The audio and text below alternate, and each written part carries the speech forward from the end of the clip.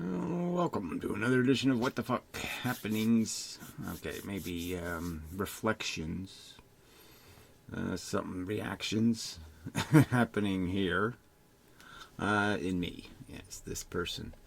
So that's really all we do is just react constantly.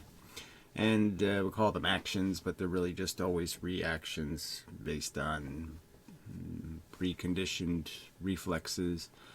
What kind of camel we have, and what kind of straws we've put on its back, and what kind of things irritate versus please us, and all of that crap. And most of that is decided, well, all of it, by circumstances. And one can argue, though, that out of all of that can glean something called an understanding that's challenged or tested through interactions in terms of doing something called logic, and that this logic stuff would be based on certain facts that are generally understood. Like there's a difference between a round thing and a square thing. They're not the same thing.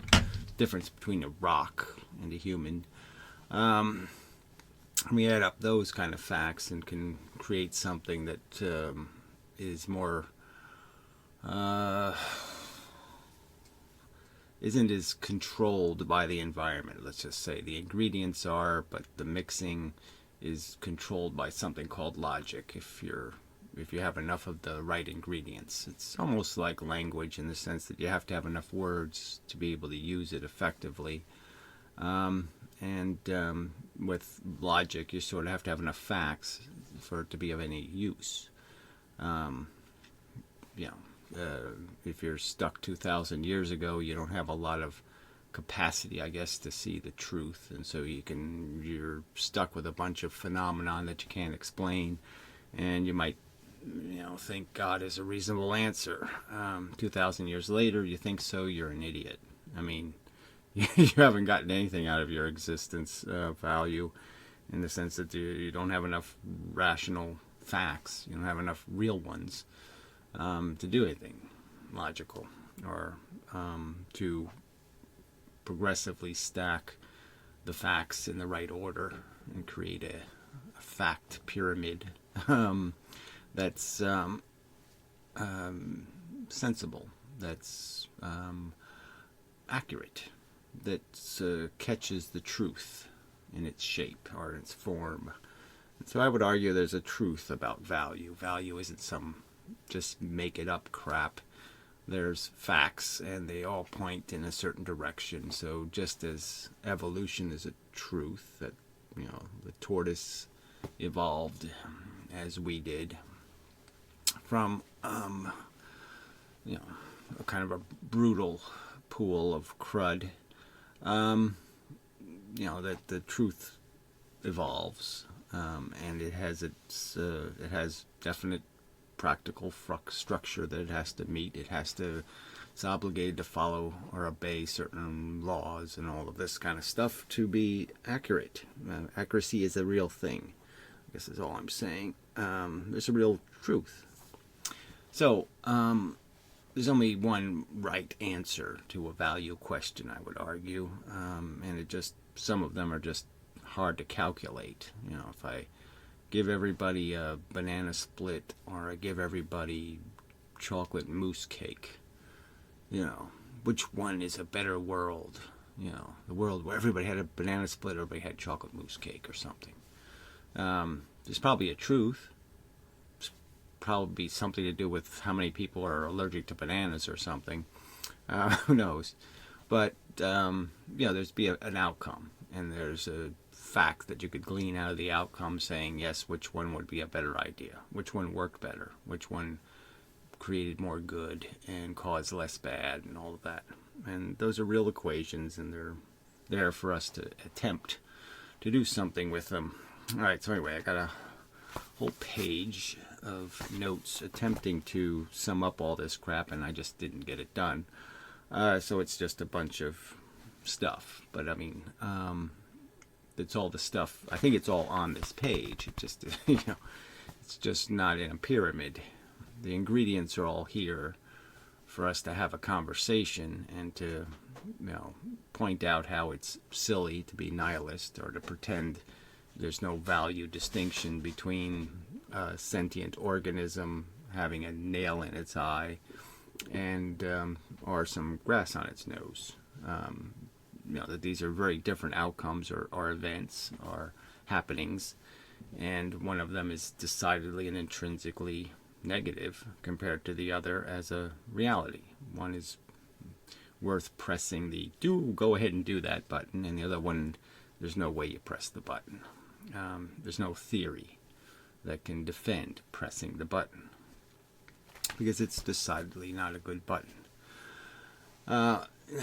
So this is an argument we really shouldn't have to have with other feeling beings, that you'd have to have an argument about the fact that there's things that shouldn't happen that are bad and they should be avoided or prevented, and this is a reality. So there's this thing called value where we're making these trade-offs where we will in the world have to deal with this now. So that's a second argument. So the first argument is we know there's value. All right, now we can have some argument about, well, we really can't. It won't be really an argument. It'll just be me telling you how stupid you are to think otherwise. But anyway, value is obviously in the experience. Things experiencing are producing value. By being conscious and capable of feeling good and feeling bad, you make value. And nothing else has intrinsic value. Everything else is just a circumstantial or a conditional value where it only has value because it pleases you or doesn't please you, and that's it. There's no other way to say it has any value. It's only like this battery or something. It doesn't produce any intrinsic value. It only has value, there's a better word for that, as an extension of the fact that it will affect me positively or negatively, in terms of make me feel something, cause me harm or not. And so anyway, so the argument that there's value should be a simple enough one. The argument that fundamentally the value is just derived by having the things that make value make positive value rather than negative value, feel good rather than feel bad, and that you have to measure, the complication is we have to measure how much good we're getting for how much bad, how much we're spending to have the good, and that's essential to the argument essentially, and that just has to do with understanding that the world, it's not a single player game. So that's a, a fact, one of those little statements you have to make. The game of life is not a single player game, and most especially for an intelligent organism. Now the dumb little organisms, they can't tell.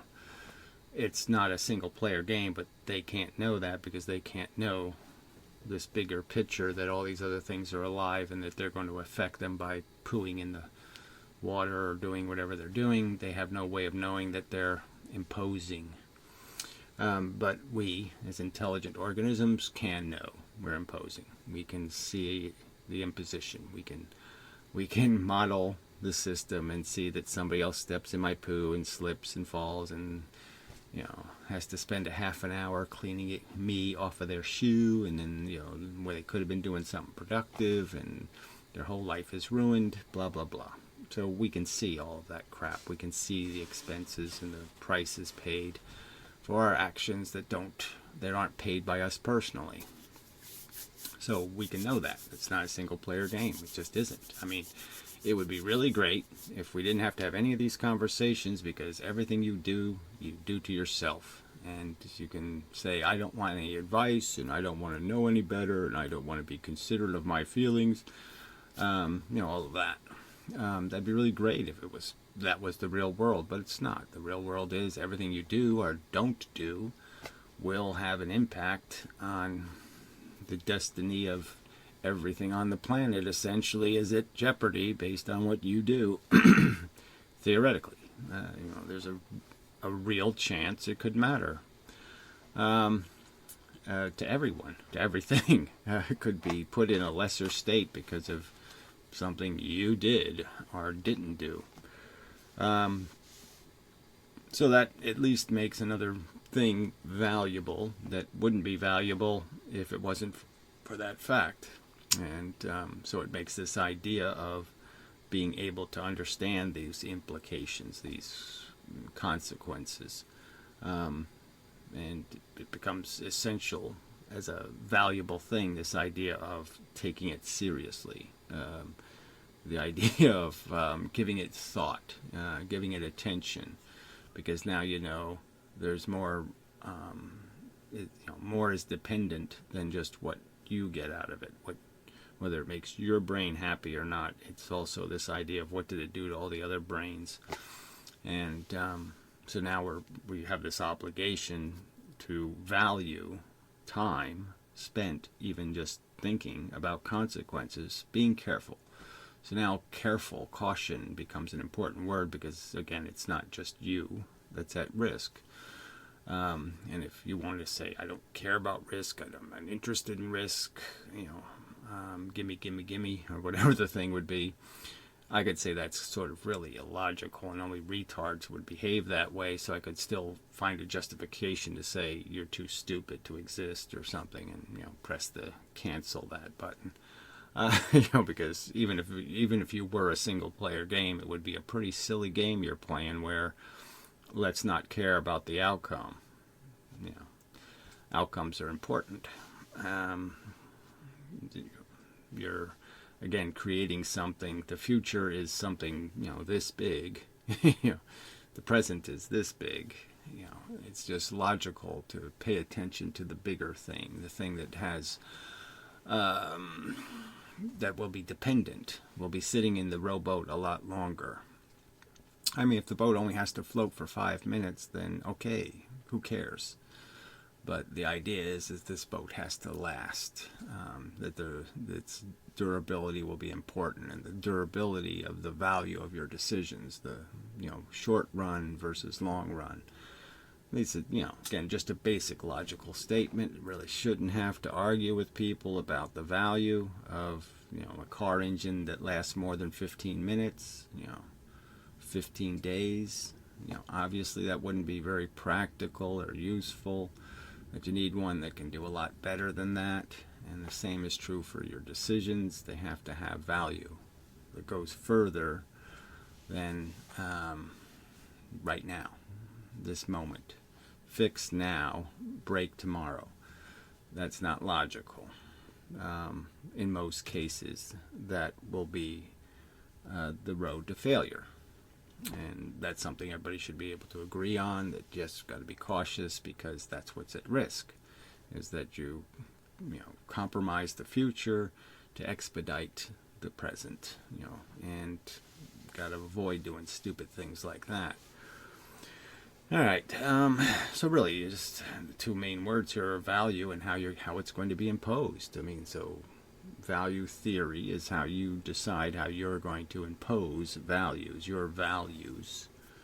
And this simple argument is if you're completely unqualified and that you haven't given it any thought and you're too busy doing to think about doing, then again you're sort of disqualified. You should disqualify yourself as anybody who should have even an opinion or saying anything, because you're so incompetent, because you haven't even bothered to spend any time thinking about the fact that these are real connections between the present and the future, and what you do now will affect the future, and that life isn't simple, that the blueprint of the right answer to get to it sometimes is complicated. There's just everything isn't obvious.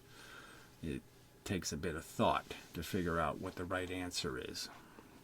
As I've used the example, is sort of like feeding the hungry people. It's not really the right answer, just isn't. Okay, if they're going to create more hungry people tomorrow that you can't afford to feed. You always have to be mindful of these traps where the right answer seems right there in front of you, but it's really not the right answer, because you have to do this thinking thing. You have to understand the nuances of the traps that exist in life, and it takes work. And there's a bunch of people who don't want to do any of that work. They just want to negate having to take any responsibility for the fact that they live in a multiplayer game, and so they become nihilistic in the superficial sense. They don't even do their nihilism in any kind of honest way. They just do it in this completely dishonest way where they say, well, I'll take care of me. The world has to take care of itself.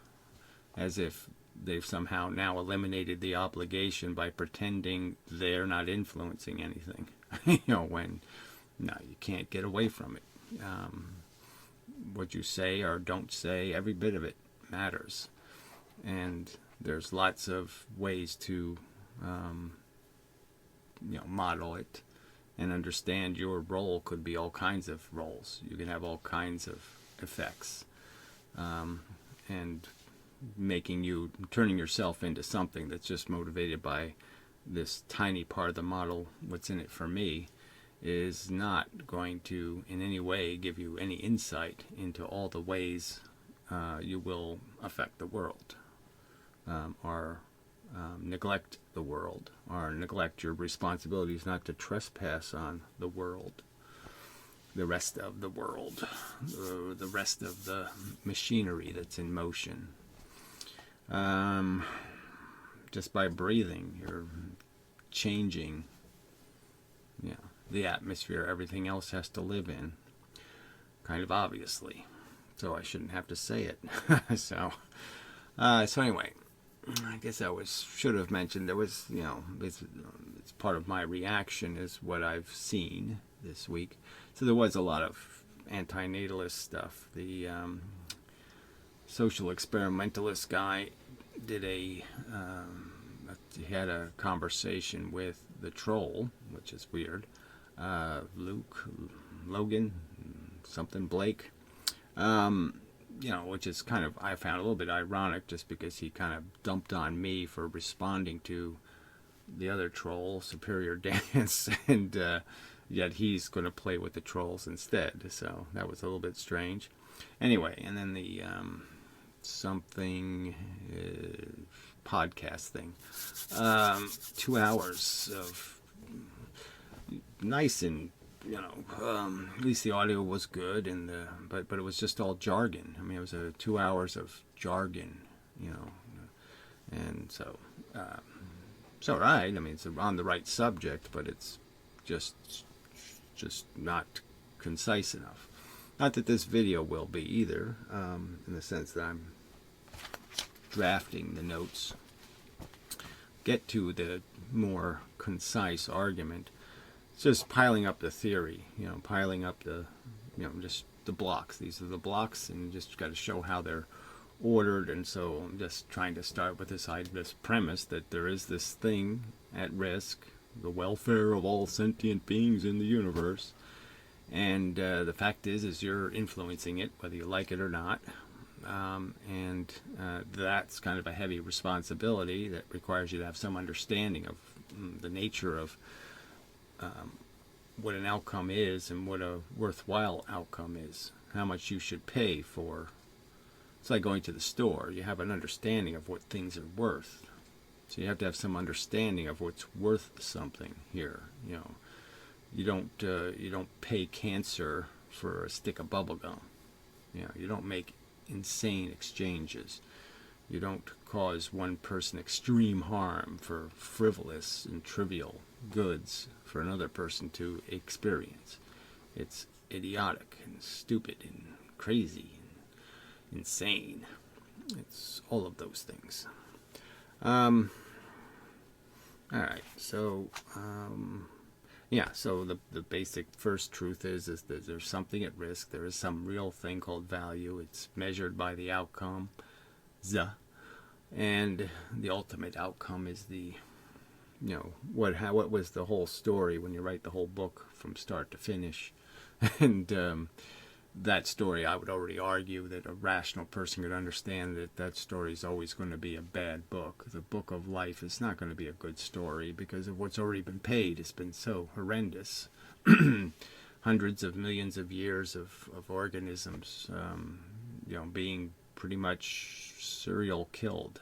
Just a Freddy's nightmare played out over and over and over.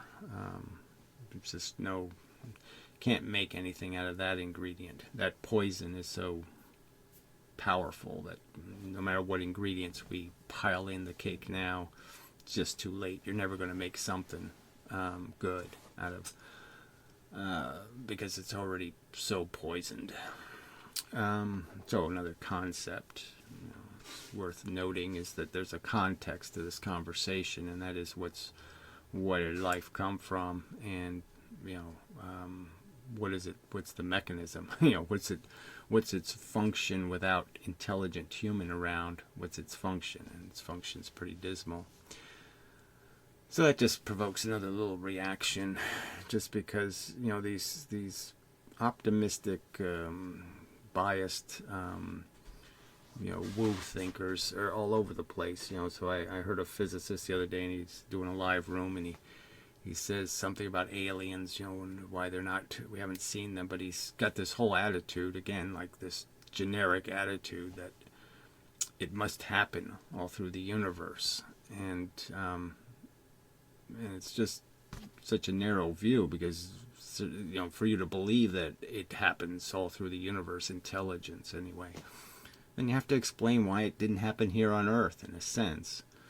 Because without the invention of the neuron, if you take away all the organisms that have neurons, and neurons was only a one-time event, there was no other mechanism invented by nature to take care of this thinking thing and feeling thing and all of this mush. It didn't happen anywhere else. There's no second version of it. So here on a planet covered with biological life, it doesn't make any logical sense to say it automatically happens, because it only happened once. Just once. You take away that one event, the first neuron. What's the most intelligent life on Earth? I mean, it's a microbe. I mean, there won't be anything called intelligent, in the sense that there won't be any brain, there won't be any central processor, there won't be any of that. And so you have to believe that it automatically happens in space all the time, even though it doesn't even happen all the time on Earth. Not one single competing version of that event. Well, anyway, see, that's what I mean by you have to do this thinking thing. You have to think about things, because it's not just oh, there's a billion stars, there must be a billion other living things. It's not that simple. And people want to make it simple.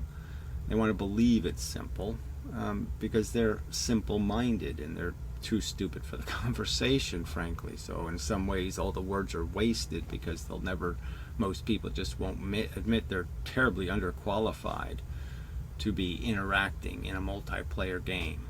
They're so blind and dumb in terms of they can't figure out where to step at all, except they can see what's good for them. But they barely even do that with any reasoning, right? They buy lottery tickets, they squander their money on restaurants or some other, the silly ways they piss away their fortunes and piss away their health and piss away all kinds of things. I'm guilty of some of that.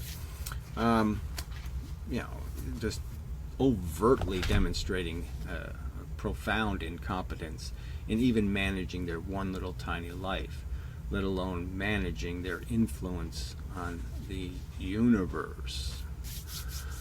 All right. I'll take a break, I believe, and to be back to try to get to all of this crap. All right, do a little bit on the asymmetry. The fact that we don't really grieve for the absent Martians not having a good time on Mars. Like, we don't sit here and go, oh, how horrible it is that they're not square dancing or watching the big football game, or even, doing the nasty bit, and having their little moments. We don't grieve much. We don't spend any time going, oh, gee, isn't that just horrible? I mean, I can't even fake any, like, oh, I so miss that. Oh, it's so struck me. It's such a horror. The planet doesn't have dancing Martians on it. No, doesn't bother me at all. But if the planet was populated with a bunch of Martians who were in pain, squirming, as the acid of the atmosphere or something changes, and they're all in horrible pain and, burdened and miserable, and, that every minute of their existence is this tedious struggle to find a little bit of comfort, like every little bit of their skin is stinging and they're just horribly, horribly blighted, that would affect me. That would be something that haunted me as an image, like some half run over cat on the side of the street or something. It would just sit there for the rest of my life, just saying, this is not acceptable, this is horrible. So there's this huge asymmetry between a missed good, whatever, a good that's not like curing cancer, just a good like whatever, happy square dancing, and the negative thing. The value is way out of proportion in terms of, you can miss lots of goods and it can't mean much, but you just have to impose a few bads and it means a lot. The value weight is not proportional, and this sort of goes to the argument that you can really just undo you can know the asymmetry for what it is, and realizing that yes, most of the goods aren't goods. Almost every single one of them can be understood as a kind of bad condition fixed. And so, as I put it, you can understand reward and punishment as a mechanism, and you can understand the carrot and the whip. But in a sense, they're the same thing. The carrot only has value because of hunger, a negative condition that motivates, satisfaction. And the whip is clearly this negative condition that you can eliminate. And that if you really want to manipulate something, you manipulate it by whipping it and then rewarding it with not being whipped anymore. And that's what most of our life is trying to evade the whip, trying to evade the bad stuff, the doom and the gloom and the horror and the feelings, the burdens, the damage. So we're not really chasing anything, honestly. We're just running from the bad. And one of the bad things is this idea of being dead.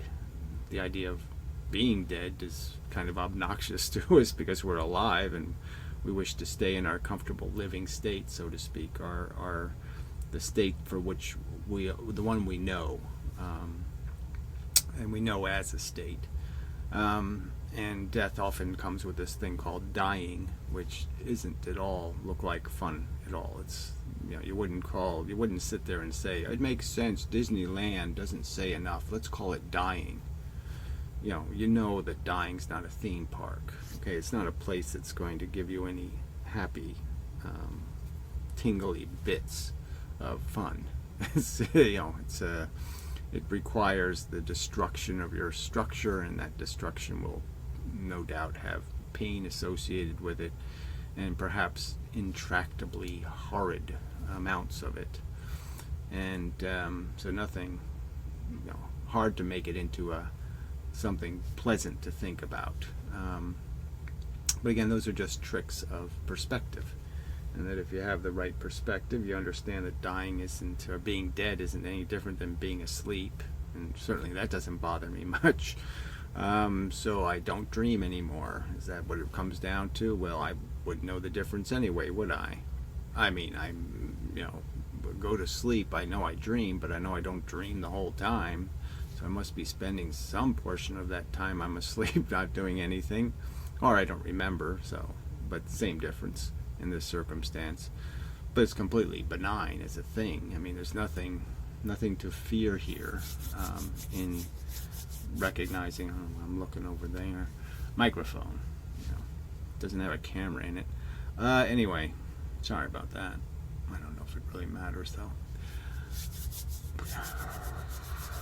Anyway, cold here, sorry. So this is just a little bit of thought, a little bit of conversation people can have, they can understand that their perspective is warped and bent by this perception of their own, the vulnerability of their meaning and the value of their existence is somehow compromised by some sense that it's not going to be reoccurring, or that it is actually just a sort of a waste of time. That all of this chasing is just because you have an empty stomach and you're chasing an illusion of a full stomach, and you never really get a full stomach. You just get hungry again and go through this process over and over of just chasing a carrot. And there's all kinds of ways to understand what life is as being rather futile and pointless as a device, that we're not some kind of wonderful magical what's the right word to say, pinball machine or soda machine or something. We don't produce anything. We just consume electricity, okay, and grind gears into nubs and create some heat. And you could argue that that's sort of the byproduct, that pain is like a heat, and we're just wasting consciousness struggling to do it badly because we can't maximize its function, because it is sort of dependent on the ouch. I mean, if you understand that theoretically life might not have come in two flavors, the first sensation might not have been pleasure and pain. The first sensation might have just been the ouch. Ow, that hurt. And now you have a mechanism that you can take away, and that's good. And you sort of see that in our real world, that most of the goods, the really good goods, are really just relieving some sort of negative condition. Loneliness or fear or terror. Certainly the pain thing is so obvious. Evading negatives of disability and dysfunction and pain. Clearly a good, not to have the pain, to avoid it, to evade it. So we're in the process of doing that in our lives, and most of the time when we're doing that, people want this immunity from having to consider the implications. Now, they know that those things are important, that they're not supposed to throw their garbage out the window of their car because they know that makes a mess that somebody else has to deal with. They can know these basic things, that they can't always have what they want, but they want to limit their responsibility to those equations as much as they possibly can, and they want to clearly state that somehow if something bad's happening to somebody else, they can just blame them for not avoiding the garbage I threw out the window. Like, I can throw it out my window and it's their fault for being right behind me and having it hit their windshield or something. Somehow that's their fault. That kind of excuse making and rationalizations for why they don't have to take full responsibility for all of it. And once you say that, once you say almost that there's almost any level of responsibility you have to take for your existence, you can already know you're in big trouble. But you can know there's no way I'm able to do all that. I can't measure all of my reactions, and so in existence, even if I was a very thoughtful, careful, decent person, I still couldn't justify my existence or creating that person, because he's still going to be incompetent to the game he's playing. The game is more complicated than he can play. He can't play a complex enough game. He can't play a precise enough game to ever create implications that are going to be maximized in performance. He's never going to get the best out of it. Just as so originally I had argued that the asymmetry argument was essentially a zero-sum argument, that you can't. Perfection is never being whipped, and essentially you can never get to that condition. You can never get to the unwhipped condition. And so you're always a loser in some sense. Yes, you can mitigate how many whips you get hit by. You can reduce the number to like 30 or something. I got through life without all this tragedy because I was careful and I was lucky and blah blah blah. And you could make the argument I got whipped less, so therefore I'm better because I didn't endure 600 whips or 6 million whips. But it really, you're still a loser. You're still 30 whips down from the zero, from just being neutral, for being irrelevant and not a negative. So anyway, so the point is you can make this rational argument that the whole system is based on the invention of the negative, and that all we ever do is attempt to dig back to the surface. We're forced to be mole men, and we can spend all of our industry, but we'll never fly. We'll never get above the surface, and we'll at best get back to the surface. We're in a dungeon, and the best we can do is try to climb our way out, but we're not going anywhere above the surface zero, just getting back to even, so to speak, unencumbered, not negative. All right, so again, it's pretty simple. I think to establish the fact that the value exists in this pain and suffering thing. There's clearly a disproportion in the function of any idea of good that is separate from fixing a bad. So you're really just exchanging, levels of bad. How much are we going to waste? So, not that we're going to gain anything. There's nothing to gain here. There's only things to lose. And that's really the asymmetry, is the concept of up is broken by the fact that we're so far down in terms of how we're structured or built. And so the next, like I said, the other key word is this idea that you have to understand your life isn't about you.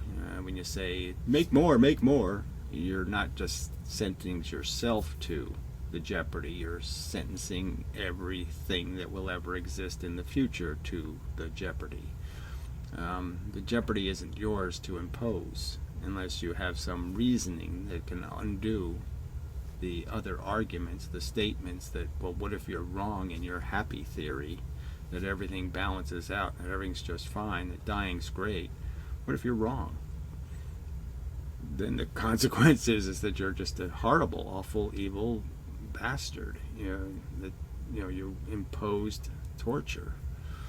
And did you do it responsibly or irresponsibly? Did you do it knowing what you were doing? Did you do it caring whether or not you were doing that? Did you take into consideration this is not a risk-free thing, that this thing is complicated, that this might take a little bit of thought for you to figure out whether you're making the right move here, whether you're really making a wise purchase when you're purchasing something for somebody else? I guess that's the simplest form of that statement is, we all know that when we're going out to buy something for somebody else that we actually care about, that we're even more cautious than when we're doing it for ourselves. That we don't want to look like, we're reckless and stupid. Oh, we got a bad deal. Oh, no, we always try to get the best we can for somebody else. We understand the responsibility to do our best. And so maybe you don't care about doing the best for yourself. That's okay. But when you do that logically and impose that kind of judgment on the rest of the world, where you say, I'm going to endorse people recklessly having kids or thoughtlessly having kids, you're doing the same thing as being a really bad friend, where you pay less attention than you would to yourself. And again, that's sort of the argument, because most of these people who are arguing in defense of these risks aren't the ones who are at jeopardy of pulling the ticket. They're so focused on what's relevant to them personally, like somehow personal value is the only value, and they've eliminated all these other possibilities. They can't be 6 years old and get cancer now, right? They're immune from being a 6-year-old who gets cancer, so all of a sudden they can negate that risk. To the rest of the world, they might be imposing it on the next kid who's going to be 6 years old and get cancer. They're pretty much saying, I'm not going to be that kid. Now, if you have any kind of if you can think a little bit deeper than the thin film on Logan Blake's sunglasses, you're going to realize that those consciousnesses are just as real and just as valuable as yours, and those negative experiences are just like you experiencing them. And so I'm just saying, if we could really make this game real, if we could make your decisions and actually impose them on you, if there was some real risk that when you're playing this game of risk, that all of these negatives that can happen, that you see in the real world, that have real probabilistic inevitabilities over time, especially the permutation of long time, that these things will be experienced. And then if the real risk is that you're going to pull that straw, I don't know if you wouldn't be picking those straws. You'd be like, no, I want a better game than this. All right, there's way too many short straws in this bucket. I mean, I can understand that I'm entering a lottery essentially into a bunch of negatives. These straws aren't like 999 million long straws and only a couple of little tiny bad straws. But even that, to a rational person, in my opinion, is still going to be, why would I do that? So I can put Martians on Mars? I mean, it's not going to be me. It's not going to be somebody I really care to have on Earth or in space. There's nothing essential about the process that it must go on. I can make organisms extinct all over the Earth, and you're not going to miss them.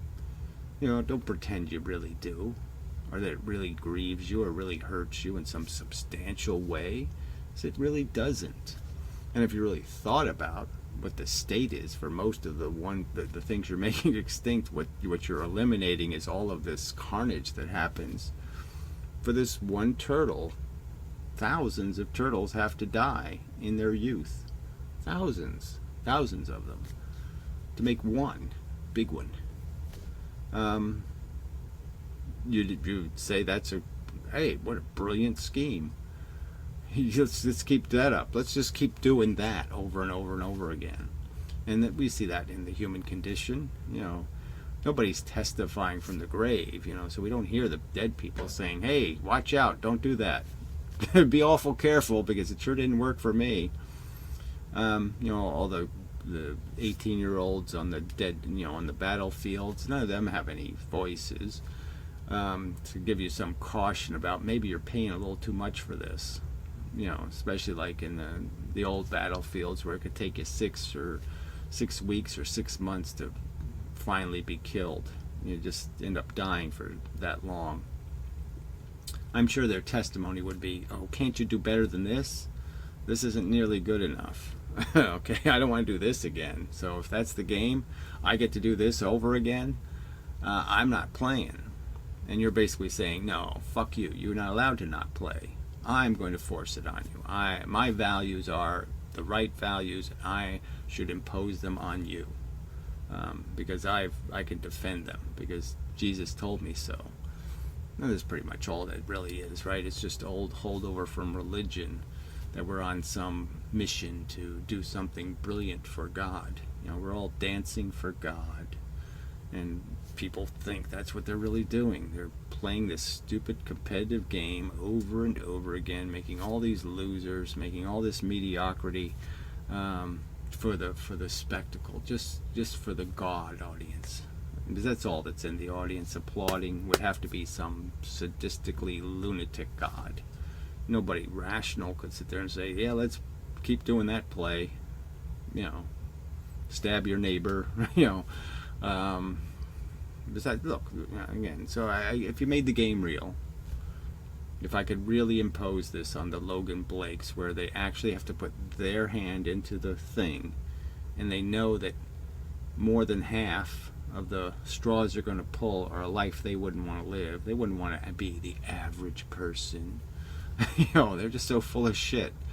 They'd want to be the exceptional one. The one gets lucky. The one that has it better. They don't want to be the average. They don't want to, and they certainly don't want to be the losers, the hard losers. They wouldn't like those straws being in there at all. And they just pretend because they're protected. They're not really playing the game. Okay, it will be somebody else. The rational person understands it doesn't matter if it's somebody else. Changing their superficial name and changing the color of their eyes and changing a few of their understandings, what exactly they understand or how they feel, what exactly tickles them. Those are such irrelevant changes. They're all soda machines, and you're sentencing them to these horrible outcomes merely out of some glib notion that this is a play worth playing, that having these stupid machines beat the shit out of each other and then do a special little dance is somehow worth the carnage. It's just really stupid. I mean, profoundly undefendable as a way of understanding value and a way of even defending some sort of argument. Again, who do you think needs this besides you? I mean, besides you thinking there needs to be Martians, what is the rational argument that there needs to be Martians? There's no rational argument. There's no way to defend putting them there. They really can't accomplish anything but to waste their time being addicted to something, chasing a carrot of some kind. They have to be made hungry. What are you going to make them hungry for? What? It's not a rationally defendable experiment. It's just like saying, you're a scientist and you have a hammer and you have a bucket of mice and you say, I'm going to do the hammer the mice experiment. What are you going to learn? How mushy mice can get. Well, there's nothing going to be accomplished by it. You're just going to brutalize a bunch of sentient organisms and turn them into shit for no good reason. And that's all they have as a defense. Is I wish to impose my values on you. My values are superior. My logic is superior. Life is good. Life is worth having. It's doing something totally productive. And yet you can't articulate a single element of this productive. What productivity is being missed on Pluto? What? You really think, stars aren't productive until they have little beings living on them? Every little surface in the universe should be littered with little beings who think they're special, because that's innately productive to have little stupid beings thinking they're special while they're watching frickin' cartoons, living vicariously through silly little entertaining movies and shit. What are you doing? That's worthy of torture. I mean, that really should be the argument. So anyway, there's lots of other nuances, and so I'll look over my notes and see if there's any other trigger words that are worthy of saying something about. But again, it's just the arguments, the fact that you don't grieve for the absent Martians. It's just a powerful argument. Think about it. It's a powerful argument that you're just living in a delusion of grandeur. You think it's important that people are on Earth. You don't think it for some good reason. You think it for silly reasons. Yeah, I'll be back. I should be back. Better check. Yeah, I did. All right. So yeah, the sort of the important thing to say is the pro-lifers are basically saying that my need for safety is trumped by their need for more. They want more, and they think they're justified in saying their right to more is more important than my right to less, my right not to be subjected to any more. I don't want any more. I've had more than enough. So it's like sort of, you could argue a food kind of analogy. Somebody's full and they're saying, I'm going to shove more food in your mouth because I want to eat more. So they can only eat by shoving food in your mouth. And it's okay with them. They'll accept that as a rational imposition. because they think their having more is so valuable. And the full people are saying, no, pain is bad. I don't want any more of it. I'm done. I've had my fill of whatever this game is. I've played it enough. And I don't see any real value in your having more. I don't think you need to keep feeding anything. It doesn't go anywhere. It doesn't accomplish anything. It isn't worth anything. It has no intrinsic value in and of itself. It produces nothing except the risk of making me suffer more. Better way to say that is something, it's they're valuing this trivial gluttony over prevention of suffering. Well, anyway, the fact is one of these decisions has to win. I mean, either there's no more or there's no more suffering. But they can't both win. And they're saying they should win because they've so demonstrated how it's worth it. And I would argue that they haven't demonstrated any worth or value. Again, I can just point to the vacant planets and point out how, if it were true that it was such a horror that there isn't more on those planets, why is more worth it? They don't grieve for all the humans that could have been if we were more careful in how we allocated resources on Earth. We could have billions of more people. They don't grieve for those billions lost to their trivial gluttony again. I mean, trivial gluttony. They wouldn't have to give up very much to have another billion people. Cost pennies, to make one of these living things. So there's no logic in the argument, and they're just arrogant and aggressive, and there's probably a better word for that kind of tyranny. They're tyrants, and all that will be gained for their efforts is the creation of just completely unnecessary suffering. And so the rational among us who sit here and say, why would I risk anything for this, for nothing? For the trivial outcome of having Martians, why would I risk being born one of the loser Martians? Why would I be interested in playing? What's my interest in reaching in and pulling straws? Because even the winning straw is a loser. The process. Do people really think I want to live somebody else's life? Do they really sit there in their world and say, gee, their life is really great? I want to be him, as him. You can't be somebody else. You have to be them. You have to actually humiliate yourself and do all these other things for your millions of dollars. To have all your power, you have to have all their liabilities, all the liabilities of the bad decisions they've made in their life, the people they've screwed over, all of that. I'm not a buyer, clearly, and I'm certainly not a buyer in the sense I would be apprehensive about sticking my hand in if you took the bottom half and you took them right out of the hat. You took all the worst, 50% of the worst straws out of the hat. I'm still not buying.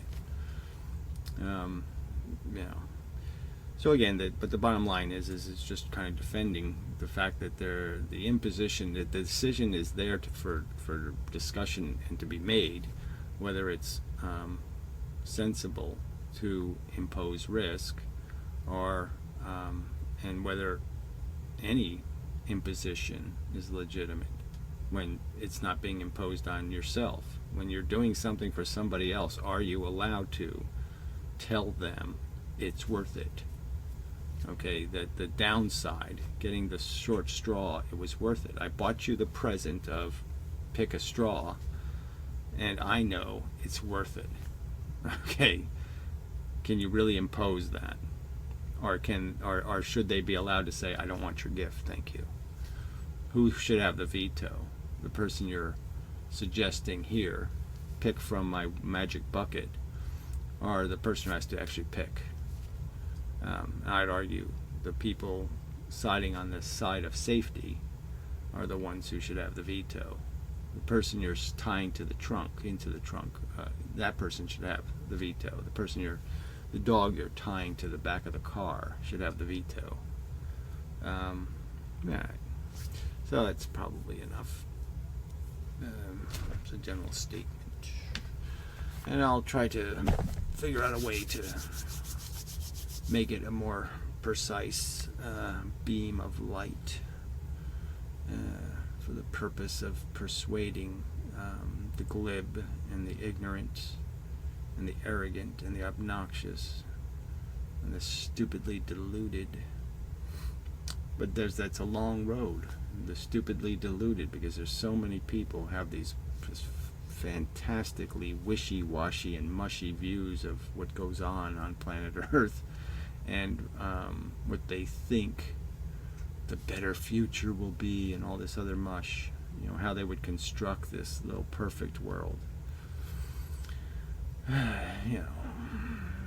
Well, anyway, just even thinking about how, I guess that's part of what television does to brains, is it cleans up so much of it, right? I mean, nobody goes to the bathroom on TV. Nobody does, lots of things don't happen on TV. Reality doesn't happen. So they have a very fake and phony notion of how charming it can be.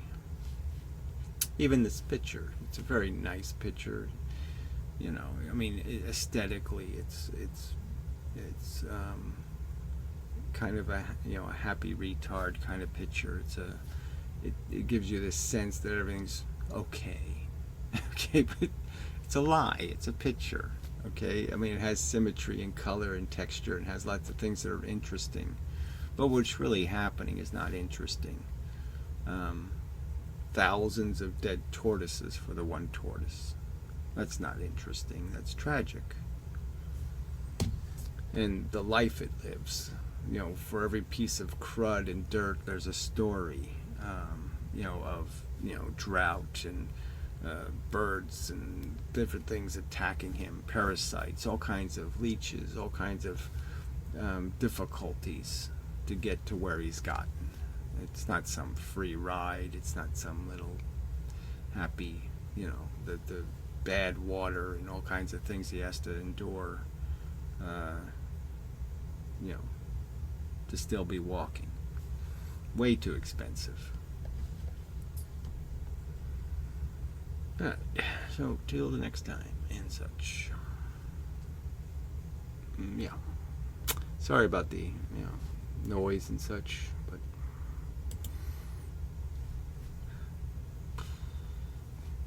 yeah. Do better in the future. Try. Always trying. Just fail a lot more than I should. I wish to do better. There, that's as good as I can do. I do wish to do better.